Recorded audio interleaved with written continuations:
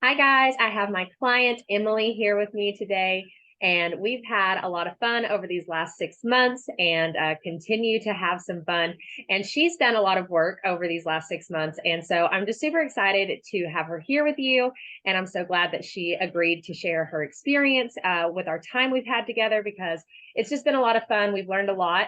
And after every session, we're always, I think we both leave with like, this feels so good, And so I absolutely adore Emily and love having her in the group and in my program. And so I'm going to ask her a few questions and let her tell you about her journey so far, and hopefully she'll be able to give some nice little tips and just from, sometimes the best way to learn is from stories or from experience. And so I'm sure a lot of you will be able to relate, and a lot of you will be able to take some knowledge and insight from this interview that I have going with Emily here. So with that being said, Emily actually bought my book when I first launched it, and then she read it very quickly, and then she booked her bonus session with me. So when you buy my book, you get a bonus session.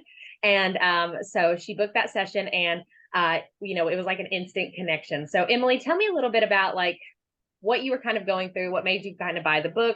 We got connected, then you bought the book, and then you, like I said, you booked that session. So what was kind of going on in your world that made you kind of be on this journey and start these searches and kind of take those actions? Well, I've been on a self-help, I guess, kind of journey for the last, I'd say maybe year and a half to 2 years, and picking up information pretty much anywhere, like anything, anywhere that was giving me little tidbits of what I wanted, I was grabbing onto. And you and I somehow got linked up on Facebook. I don't know how it happened, but I'm sure now it was just meant to happen. You reminded me a lot of myself.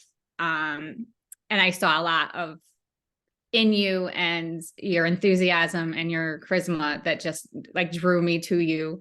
I want to say I saw your post about the book and I bought it and read it within like 3 days. And I was psyched to book my meeting with you. I could say that, the biggest things that were on my mind was I just couldn't find focus. I was really just kind of looking for my purpose, my place, and how to get there. I just felt very scattered and all over the place. And I really just needed to be grounded and feel whole and light. Yeah. Yeah. Yeah. And it's actually funny, when I first met Emily, she had done a lot, so tell us a little bit about some of the things that you had tried, and I was like, well, those things are great, but I think maybe you are like a little far ahead. We need to kind of step back just a little bit. So tell us a little bit about some of the things that you had already tried, but they just weren't kind of filling in those gaps fully. So I took a course of human design. It was a one-on-one course. It was a great course. And I was getting a lot of information, but it wasn't really giving me the path. It was kind of giving me some insight to who I am and what I'm about. And although it was very interesting, I wasn't really learning what to do with what I was given as far as information. Right. I had been listening to a podcast, and the girl who was running the podcast was doing free Akashic records for some of her listeners. And I won a contest and did an Akashic record and had a pretty aggressive reading, I guess, that kind of threw me into a tailspin. And I think that's when I started to see you and your positivity. And I really felt like our connection would maybe send me on the path that I wanted to be on rather than it was kind of stormy and it kind of put me in some weird places. And I really just needed to sort it all out in my mind. Yes, yes. And so I absolutely love the fact that you had gone through human design and had an Akashic reading, because those are things that I learned like way later in my experience. And I just like intuitively felt like those things will be great for you. And I believe in those things. I love those tools. But sometimes I feel like if we don't have enough knowledge or information, like you said, it could send us into like a tailspin. It can make us freak out.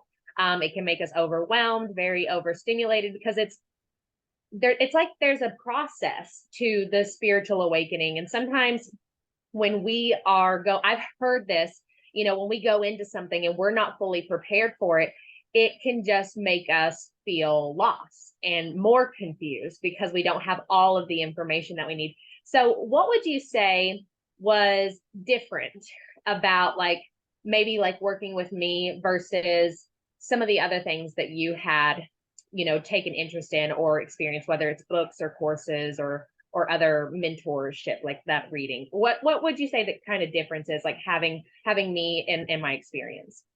Well, like I said before, I really felt like I connected with you. You just remind me a lot of myself. I think our connection was probably the first and foremost. Like I just kind of knew as soon as we started talking that I was on the right path. Um, I like how you kind of break things down and explain them. So in layman's terms, so I can understand and I could actually apply the work that you're telling me. And again, that relation of things that you've experienced that you can kind of give me a little, this is how I handled it, or this is what I know about this. And not just that, I guess just you give me, it's a clearer direction, I guess, of where to go and what to do and actually how to do it. Yeah, like actually, and you're right. I always say like I have a PhD in experience. Yeah. And I was actually interviewed on a podcast a couple of weeks ago, and he's like, "Yeah, you've been here a while." And it was just so funny. I was like, "Yes, I feel that." And so because as a life coach, it's so funny. Some people like I have these nieces and nephews and whatnot, and I'll ask them what they want to be when they get older, and they'll say, "I want to do what you do." And I start to think about what I do, and I'm just like, I didn't even choose what I did. Like it just kind of chose me because of where I've been. And that you're right.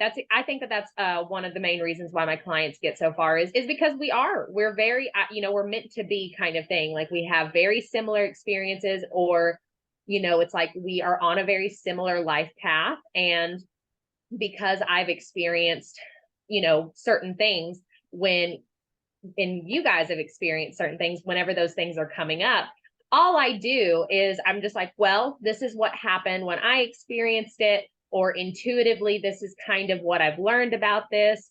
And then so for some reason, and like I said, I don't believe in coincidences. I believe like I said, we're in the same path for some reason. And so that's why we end up getting connected, and it ends up working out so well. That's why I never push, people to join my program. It's kind of like, if it's meant to be, I kind of know it's meant to be. Like that's just kind of how it is. So I'm glad that you kind of expressed that intuitive connection, and just our aligned paths is the reason you've been able to just kind of understand, right? Because that's what I find is I've always felt like one of my superpowers is to take a really complex thing and make it simple.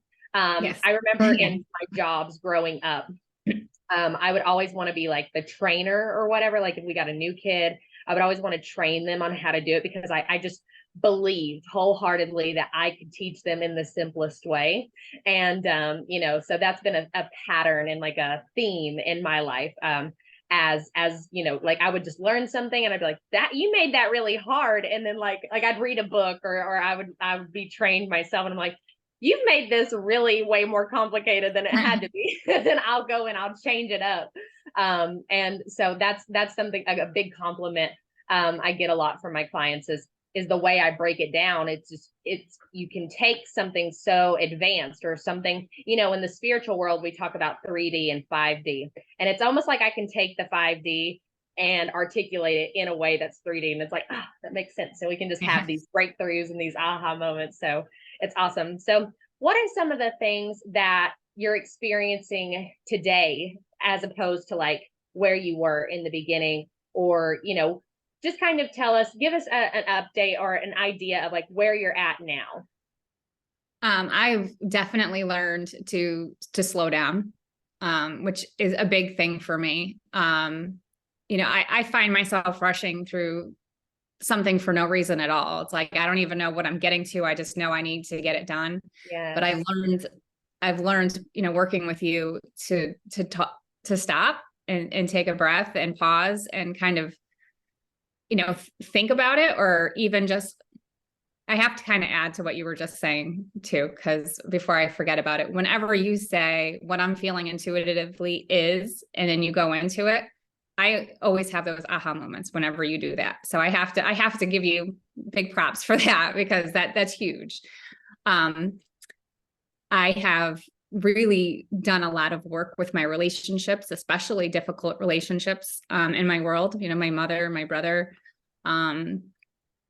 I just had coffee with my brother again this weekend, and I didn't even get those feelings of anxiety that I used to get when I would just go there, even for a birthday party. I used to just get stressed out and worried about what was going to be said, what was going to get brought up, what was going to trigger me. And now I really am learning to just enjoy my time with him. And it's really been nice, having more patience with my mother and her, you know, certain ways, certain things that she does that we've discussed that kind of get to me. I've learned to maybe not take those as personally as I used to take them, and kind of see them, almost look at her empathetically versus critical, which has been huge. Really stick into my routine that we talked about in the beginning, where I'm not overdoing it anymore. I'm not overwhelming myself. I'm not letting the little things slow me down. I'm staying on that path to care for myself. Yeah. Where I've always been more about, what about everybody else? I want to take care of everybody else, but I'm really learning, this is what's important first. You know, I can't take care of anybody else until I take care of myself. And I'm finding that as I'm more in line with myself, everything else is just falling into place perfectly. Yes. Oh my gosh. I feel this in my soul. Like I feel that so deeply. Like I can just feel it in your energy. And that is just so beautiful. And I love that you brought up your routine. And because when we first got together, Emily and I are very similar. Like I said, I resonate so deeply with all of my clients. And so when I first started, you know, I was doing all of the things. I was like, I have to meditate, I have to do yoga, I have to journal, I have to do it all, and I have to do it correctly. I have to do it this way specifically. You know, like it had to be very detailed and very perfect, right? That perfectionism kind of creeping in. And I love that you also mentioned that one of the biggest shifts you've had is just being able to slow down and not worrying about like, what do I have to do tomorrow? What do I have to do next? And what can I be better at? And how can I help other people more? And it's just that big heavy weight of just like responsibility, that overbearing responsibility, right? So a lot of those qualities are what I find in clients, because those are qualities that I've had to overcome myself, like that perfectionism or that just need for overbearing responsibility. And it typically comes from a childhood where you were responsible too quickly or just overly responsible. And then also maybe you were the one that the family or the parents depended on. So it's like that perfectionism, like I have to get it right. I have to know what I'm doing. I have to be really good at it. And it creates this sense of hustle and go, go, go. Even if you're not, you know, hustle and go, go, go doesn't necessarily have to be, you know, in career settings, but it usually is in your work and your how you parent and how you are a wife and how you are a friend or a sister. And you're always in that go, go, go. How do I be better? How do I do more? And then after so long, your own fuse starts to kind of burn out. And then that's when like resentment starts to come in, or that short temper starts to come in. And now we're being short with our dog, or we're being short, or we're not enjoying our time with certain family members, or we're feeling disconnected from our partners, or whatever the case is, because now we don't even know who we are. We've spent so much time just being what everybody else needed us or what society needed us to be. And right. Then there has to be this period where we relearn to take a breath. And that breath is so important because because then, you know, like Emily can probably relate to this, when we realize, oh, the answer is self-help, or the answer is learning about who we are, then we just take that mentality of go, go, go, and we place it into that. So now we're reading all the books, we're taking all the courses, we're doing all the things, and we're working way too hard to try to figure out who we are, but we're still just doing what everybody else is telling us to do. Right. And I think maybe Emily will agree. I think that's the difference in my program is I kind of force my clients to just let it go. Yes. Let all of it go. Stop. Just stop what you're doing and tap into your voice. Tap into what's happening inside of you. Because, like I said, maybe Emily will agree with me here, but I'm not your voice. I will never be your voice in this program. My job and my main focus is to get you to clear out all the other voices, your mom's voice, your teacher's voices, the self-help book voices, the guru meditation voices, and I make you remove it all so you can get back to your own voice. Yeah. And I have different tools that help you do that, right? So like, and like I said, Emily can probably agree to this. I have different meditations I'll guide you through. We will tap into those stories you're telling yourself. We'll tap into, basically we use the voices that are going on in your head to kind of take those and explore those. And within those voices is the real you. And so that's kind of what the journey is. Maybe that's making sense for some of you guys listening, but essentially the real you is underneath all of those stories that might be causing you to push yourself too hard, causing anxiety, causing short temper, whatever is kind of going through the emotional instability, like the not being able to be emotionally stable, whatever is causing that. Like I said, and there's usually stories of like, I can't do this, or I struggle with this, or I don't know this, right? Like Emily's it was other things for so long, but then she was like, oh, self-help is the answer. Like personal development is the answer. So then the struggle just turned into, I don't know who I am. I'm not connected to myself. And I knew from the moment that none of that was true, but it was that perfectionism or that need to get it right or to do it right, keeping her from just letting it come to her. Right. And we just had to one piece at a time work through those stories and then reconnect with these questions that I know for you specifically, we asked a lot of questions during our time together to let that voice be heard. And sometimes, we would go a whole week and we'd ask the same question and then we'd finally get an answer. Or like I said, it's always either we get a straight answer or that thing just kind of goes away. Yep. And we just start noticing new things in our lives. So I love this. So what was something that maybe happened during our time together that you didn't expect to happen? Probably, connecting with my brother on the level that I have. That was not expected at all. We've been living two different lives for 20, 30 years. He has his family, I have mine. And although we remained, a family, it was always like uncomfortable. Like it was awkward. It was, we didn't have that connection that we had when we were kids. And I kind of resigned to that fact. But I think that's probably the biggest takeaway. Although I feel like all of my relationships have really benefited. Even, with my daughter and my husband, I definitely am more patient. And when I get triggered by something where I would normally maybe fight back a little or give a little bit of an attitude or say something snarky, I find myself now asking myself, well, why am I feeling this way? And it typically comes to me pretty quickly now where I can go, okay, I know where that's coming from.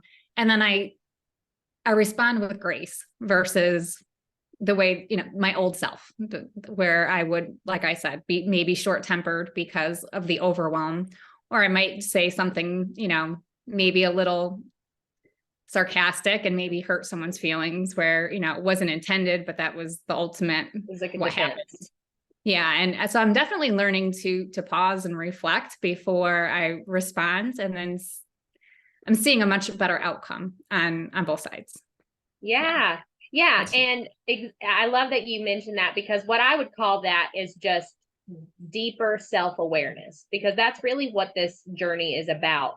It's like you said, when things are happening, being able to take yourself out of it and kind of go into an observer position and say like, okay, all right, what's going on? Like, why are they behaving this way? Why am I why do I feel this way? Like, like just being able to be curious. It's simply moving from being absorbed in your experience to observing your experience and being curious about everything that's happening. And exactly what you're saying, when you move from this I am my experience to I'm observing my experience, I am aware of my experience, and I'm curious about my experience, it becomes an, an incredibly more kind and positive, and it's like it moves slower. It's like I don't know, this is maybe inappropriate, but in my younger years I was not sober, and I would do different things like I tried ecstasy and different things like that, and those things would slow time down. You know what I'm Yeah. saying? Like I was more what's it called? Like hallucinogens. Like that was like kind of my thing. I never did like I didn't do too much alcohol or anything, but I liked anything like marijuana, anything that would kind of slow my brain down. Yeah. And what I learned being sober these last 3 years, and doing this experience where just like I've deepened my self-awareness and gone on this journey of self-discovery and inner healing, what I noticed is all of that stuff that I was chasing with those drugs and those mind altering chemicals was this just experience of just being able to be present and to be able to appreciate the whatever was happening and be able to see it from this point of view of love no matter what kind of thing. It's like, and now I get to do that naturally. That's exactly what I believe you're describing, is just it's almost like, like I said, we chase those things with mind altering chemicals. A lot of us do. I know I did for years. Yeah. And so now to just be able to do it naturally and to and it not be like this fleeting thing. And then the other bonus with it is not only are you doing it naturally, but you know why it's happening. You know why you're doing it, you know how to repeat it. And if you ever become out of alignment or whatever, right? Like let's say you do get triggered and you reply the way maybe you used to, you might see that differently too. Oh And yeah. because I know I do, right? So it's like, it's not about being perfect. It's not about like, and I think we talked about this maybe our last session too. It's not about being perfect. It's about like when we do have those moments, remaining curious, remaining like, okay, well, why is this happening? Why am I feeling this way? Or why did I respond that way? And instead of beating ourselves up, right, for doing it, being curious about it and being curious about the other person who may be acting a certain way as well. And so, Yeah. I think that's one of the best results that comes from my, time. Now, I mean, of course, what this is the foundation for manifesting. The more you are always manifesting, no matter what, it never stops. So we're always manifesting based on what we're experiencing. So if we are in control of our emotions for the most part, and I don't even want to say in control of them, but if we are just aware of our emotions and we are able to be curious about our experience, we can shift our experience quickly and we can remain in control for the most part. Obviously there's the universe's will or God's will as well. We can't control everything, but at least for our inner experience. And the more, like you were saying, the more your inner experience is aligned and not perfect, right? Perfect is a different thing from being just aligned and being curious and aware. The more that's happening, the more you're noticing a positive effect in your external relationships. You're noticing that because you're able to take that time to be aware of how you're going to respond or how you're feeling to your daughter or your husband or your brother or your mom or whoever, you're noticing that they're responding differently. Yes. Yes. And it, because we affect each other. Mm-hmm. And, sometimes in the beginning, it's a hard pill to swallow. I know it was for me. It's like my whole life, I always wished my mom or whatever would just be better, right? Like they Yes. be better. But what happened was the minute I learned to respond better and be more aware, they became better. Like everything that Yeah. I wanted went away when I stopped saying that they had to change or whatever. Like it's like as soon as I was like, well, what if I can do something? What if I took some responsibility for it? And when you're overly responsible or grow up being responsible, that can piss you off. Yeah. I'll tell you that's a big healing curve. they call it learning curves. I'll call it a healing curve. That's a big healing curve for somebody who has had to be overly responsible their entire life, to go through the healing process and finally realize they might be responsible for a better experience with somebody who's got, issues or whatever, like addiction problems, or they're just, if our parents are unhealed and they treat us a certain way because they're unhealed, now we have to take responsibility of how we take that so that we can have a new experience. And that's hard. It's hard. Yeah. And I think that that's one of the other beautiful things that I appreciate about the work that I do is I give myself and I give my clients permission to take time to let themselves be pissed off about it before Yeah. they move forward, right? Like we get to work through that. We get to feel it. It's not about telling ourselves or telling these emotions or these wounds to get over it, because that's the reason they're here. That's the reason they're so stuffed up and suppressed in our body. I always let my clients and myself go through a period of just feeling the feeling. Yeah. And that seems to be the key. That seems to be the key to changing the chemistry of how we are experiencing something within us. And it's just, so something I want to share to anybody that might be listening is, if you're going through something, sometimes we just have to accept those feelings, right? So like, I know I had to do this for my codependency and my fear of being alone. Whenever we're going through that, sometimes we just have to let ourselves be okay with feeling alone. Or like if it's the responsibility and now we're pissed off that we're having to be responsible again. It's okay. Just let it be okay to feel that, because your answer lies, or the solution, the freedom lies beyond that experience. Because think about it this way. If you become so okay with that fear of loneliness or that fear of having to be responsible again, because that's really kind of what it is this fear or this annoyance of like that this is happening. And the more we find a way to live in that, it can't affect us. It can't hold us back. It can't bother us, because now we're friends with the very thing that we've been avoiding, right? So if I never faced that fear of loneliness and I always called up a friend or kept myself busy or distracted myself or whatever I had to do to not think about it, I would still probably be jumping from relationship to relationship or friendship to friendship and attracting really negative stuff into my life. Yeah. But it was because I decided to ask myself, how can I be okay in this feeling of isolation? What might be good about this feeling? I tried to look, instead of seeing that thing that I was so afraid of or that was making me so uncomfortable that I wanted to avoid as the enemy or as a problem, I started to look for the good qualities in it, or what it might be doing for me, or how it might be helping me. And I created a new relationship. And that new relationship set me free from the thing that was keeping me stuck and behaving in ways that were hurting me. That's actually one of the things that I actually wrote down, was that I've learned to look for the good and the lesson in everything. When the hard times do come up, I'm looking for what am I learning now? What is this teaching me? And to go kind of piggyback on what you were just saying as well. And you said both words, which, makes a lot of sense, is I've learned to accept and surrender.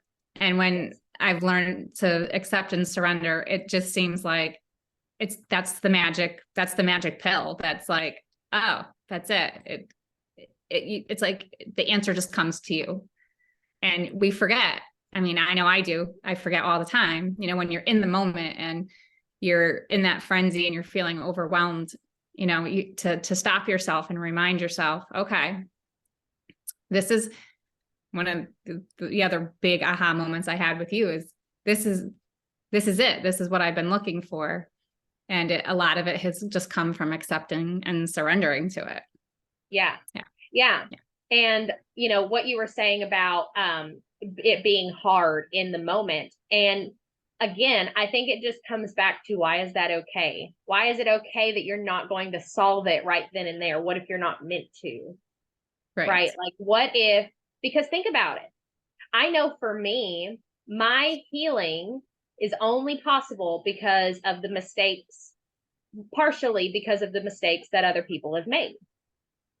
You know, had they not hurt me, or had their words not come to me in a way that I took them a certain way, whether they meant it that way or not, but they said something to me and it hit me and it caused me to learn more about myself, right? So think about, you know, sometimes when we're responding, or when we're saying something to our kids, or when we're frustrated, or when someone, you know, we're mad at somebody, or we're acting out a certain way, what if they need that?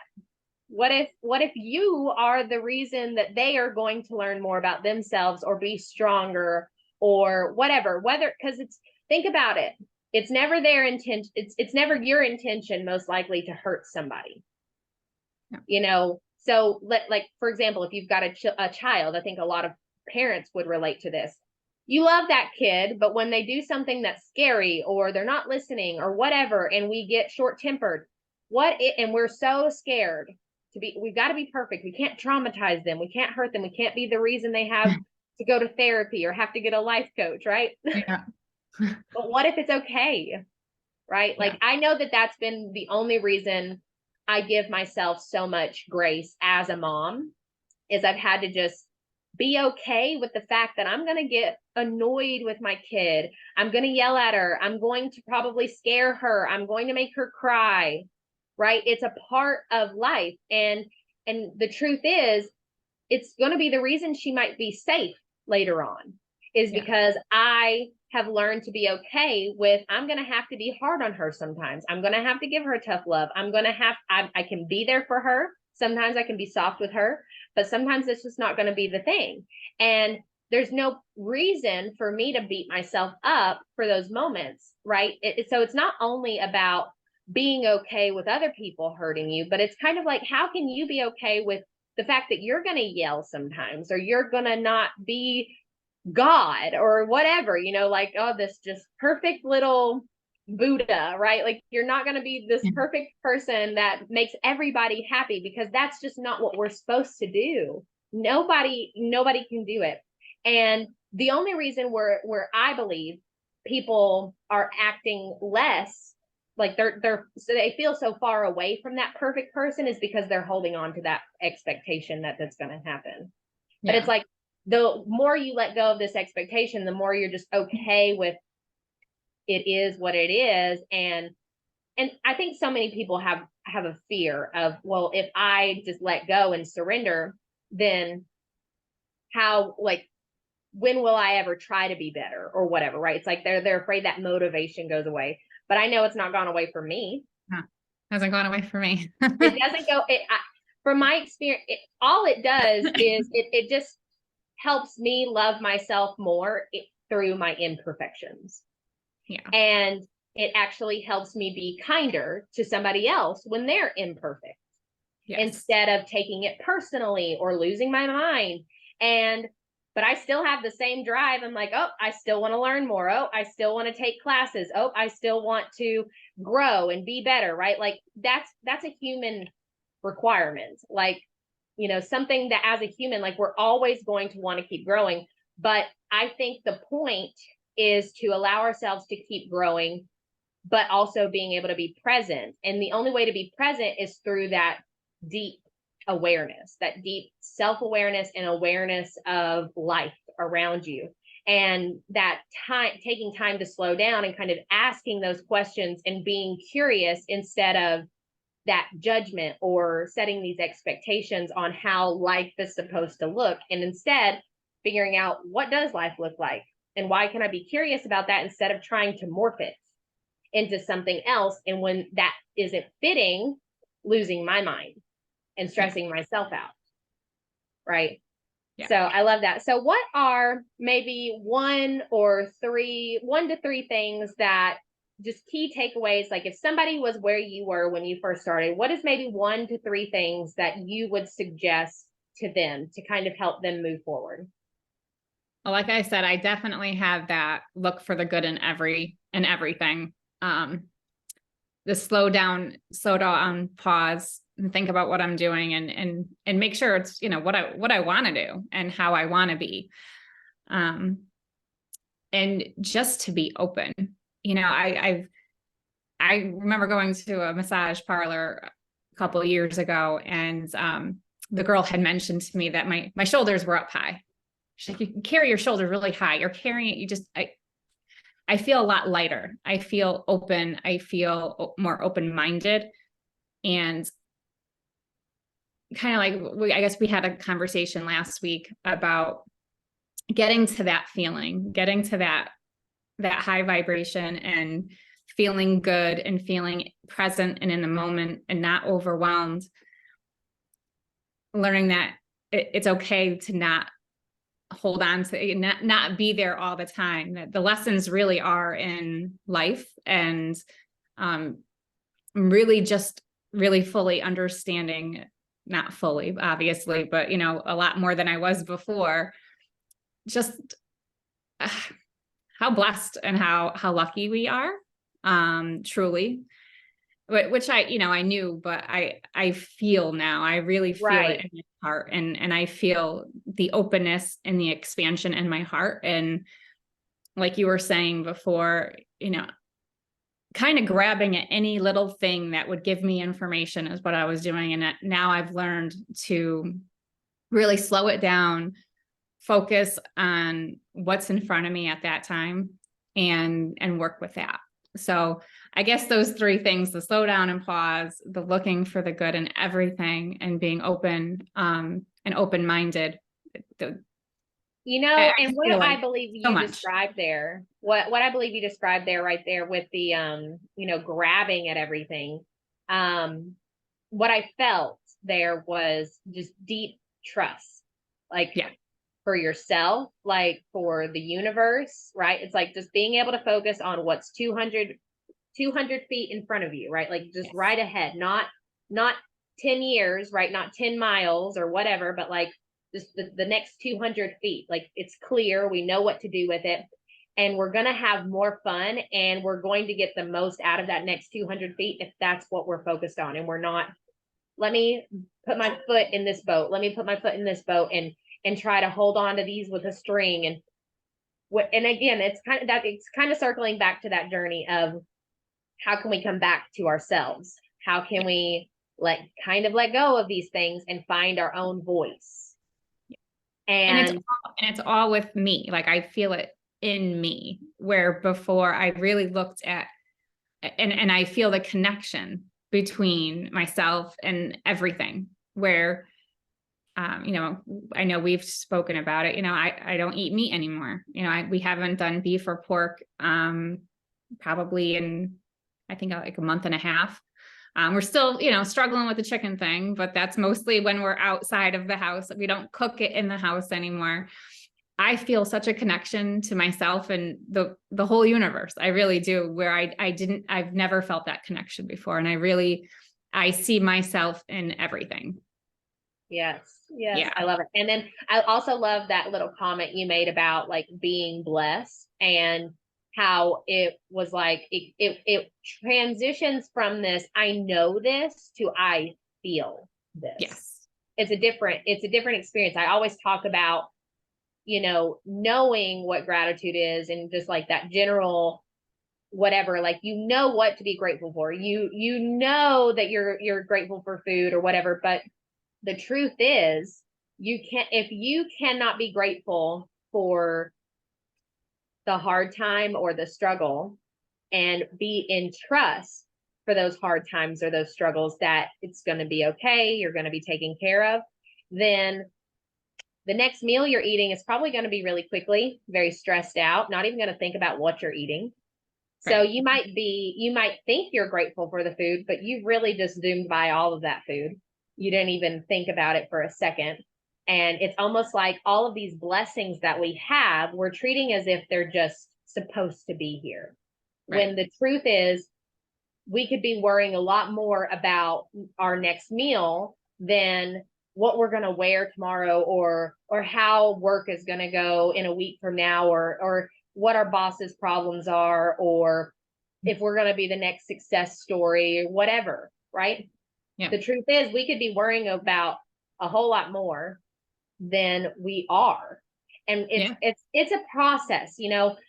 It's a process of just layer by layer, letting all of that stuff go and getting down to the present.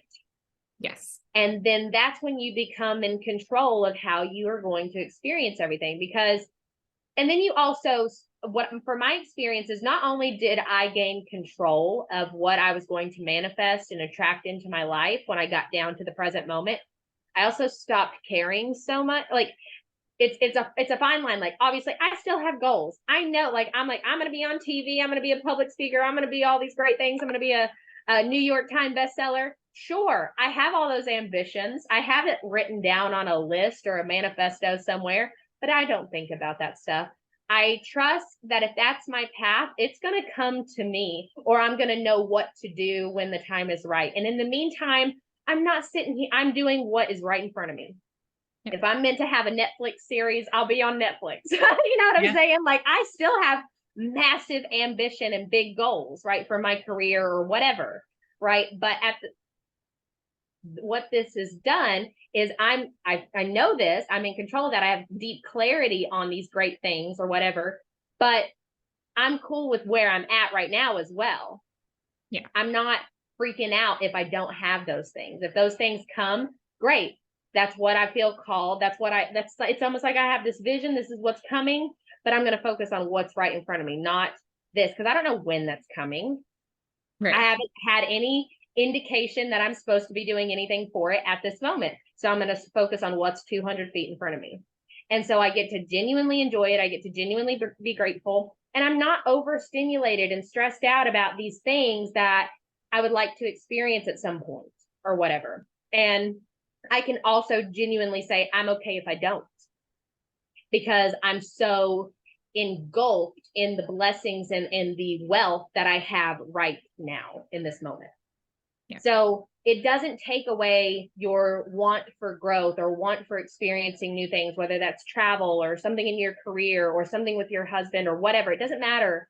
Those things will come, and you just start to trust those things will come because you're clear on the more clear you become on who you are, the more clear on the things you want to experience or the things you think you want to experience. Because that's another thing that I've learned. I don't get too attached to what I think I want in the future, because something could happen tomorrow or next week and it would make me realize, oh, actually, I don't want a Netflix show. Yeah. Oh, actually, I don't want that. I'm good on that. You know what I'm saying? But like until something either shows me it's meant for me or it's not meant for me, I'm going to just chill out where I'm at and I'm just going to go with where like the universe takes me kind of thing. So I'm also so unattached to these big dreams. I still have them, but I'm unattached to them because, like I said, anything could happen that shows me, nope, you're actually supposed to go over here, or this is actually not meant for you, and I'm cool with that. And I've had a few of those moments as well since we've started working together. And when they happen, it's not sad, it's not upsetting. It's like, oh, well, I guess that really wasn't what I wanted, or that's not what I was looking for. And you know for. what it does? What I understand about it is it brings you. So you might think you want this, but then something happens and it shows you that that's not it. All it's doing, whether it's the thing that you think you want or not, it's still pushing you towards what is really meant for you. But the only way you'll get to what's really meant for you, whether it's the thing or not the thing, is if you allow yourself to be excited for this thing, but also be cool if it's not, right? Because if you're only excited for it and only attached to it, but it's not meant for you, that other opportunity that is meant for you could straight pass you by. Yeah. And you won't see it because you're like, nope, this is the thing and this is the only thing I will ever have. But something much better could be waiting for you. But because you're so gripped to this one, it'll pass right by. Right. And I think that's the key is like, there's no problem with thinking you know what you want or, not whatever. Like there's that line of I don't know what I want or I kind of know what I want. And the key is to just be unattached, I believe. And then we just are able to move it forward to ourselves. Yeah. And it's those layers of expectations and stories and perfectionism and responsibility that from my experience and like the clients that I work with, that's what we have to work through. So I hope this has been helpful for everybody so far. And Emily, this was great. I absolutely love getting to talk about your journey and your story, because I really hope, I just do believe that so many people will be able to resonate with this, because I know we're not the only ones that we're struggling with not being able to stay present and just go and grasping and trying to help everybody else, and then feeling burned in the process, right? We feel resentful or we feel mad and angry. It's like, when is it going to be our turn? And all of this stuff. And the answer is when you give yourself the turn. Yeah. Yeah. And you know, it's not funny, and it is funny how some of these answers come. It's like, holy crap, like I had the answer the whole time, but because I was so gripped on this, I couldn't see it. Yeah. And that's it. A lot of clarity. Yep, that's the theme of the thing. And so I hope that this has been helpful. I hope maybe you guys are able to take some of what we said and apply it to you, and notice a change or a shift. And so yes, thank you so much, Emily. That's kind Thank of all you. we've got for you. And I hope that this was valuable. I know that we have had a valuable time together. So thank you so much, Always. Yeah. Emily. And Thank you. we'll see you guys next time. Bye.